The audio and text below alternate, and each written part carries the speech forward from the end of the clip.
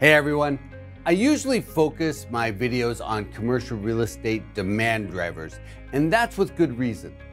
Generally, there are a lot of nuances affecting the space demand of each commercial real estate property type. Those drivers could be global, national, local, or even on a submarket level. But demand is only half of the commercial real estate performance equation. The other half is supply, particularly new supply. So this week, I'm going to focus on the new supply outlook and how it's affecting commercial real estate in 2024. But before I drill into how many millions of square feet and how many new units we expect in 2024, I do want to touch on construction costs. Generally speaking, construction costs surged during the pandemic as supply chains broke down, but prices generally stabilized in 2023 and they've been relatively consistent for about a year. Lumber costs are running about 16% higher than before the pandemic. Steel prices are about 65% higher, while aluminum now stands about 52% higher than its average price from 2019. Concrete costs have been rising at a slow but steady pace and are about 39% higher than in 2019. And finally, there's construction labor costs, which now stand about 21% higher than their 2019 levels. To sum it up, the Federal Reserve's Consolidated Construction Material Index has been pretty stable since the beginning of 2022. Overall, it's about 26% higher than it was in 2019. The other significant cost dimension I should mention is the interest rate on construction financing. Currently, construction financing is in the 8% to 10% range, but back in 2019, I think it was generally running in the 5 to 6% range. So, depending on the property type, location, financing used, etc., construction costs are up by approximately 25 to 50% compared to where they were prior to the pandemic. Now, I'm going to focus on the new supply trends of the four main property types, starting with office.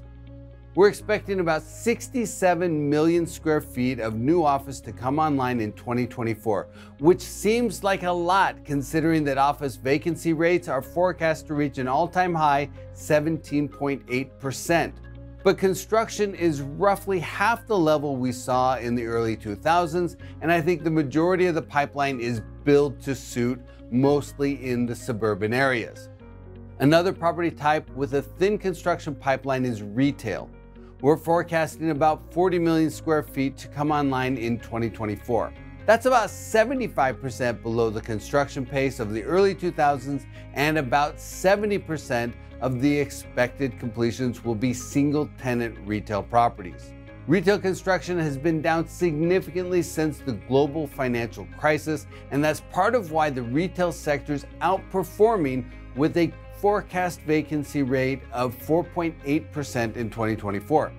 That's just a bit above the 4.6% record low of the third quarter last year. At the other end of the construction pipeline spectrum, with record or near record deliveries, are industrial and multifamily.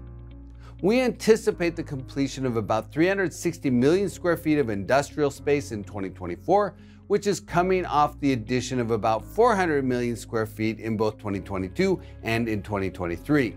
For about 8 years straight, developers have been growing the inventory of industrial space by about 2% per year.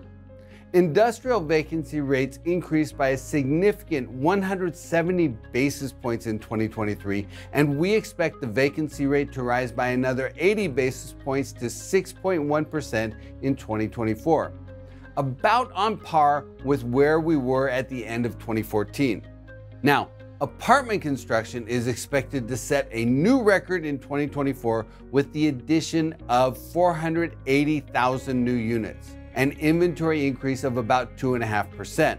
We expect those completions to bump the vacancy rate up by 30 basis points to 6.1%, which suggests a very solid level of net absorption this year, about 390,000 units, one of the better years on record.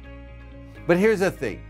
The US still faces a housing shortage on a macro level, somewhere around 3 million housing units. And the cost of homeownership is out of the reach of most. Only about 25% of US households could qualify for a Freddie Mac mortgage on a median-priced home, even if they had the needed down payment. The affordability gap between the average monthly rent and the monthly house payment on a median-priced home is about $1,300 per month, an all-time high. So while the huge wave of apartment construction is needed, I think the completions will outpace absorption in 2024. That said, the apartment construction pipeline thins pretty significantly in 2025 and beyond, suggesting that demand will once again outpace new supply within the next couple years. That's why investors should always monitor new construction.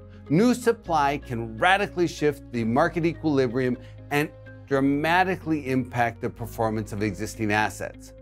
That's just one more reason investors need to keep their eyes on the horizon.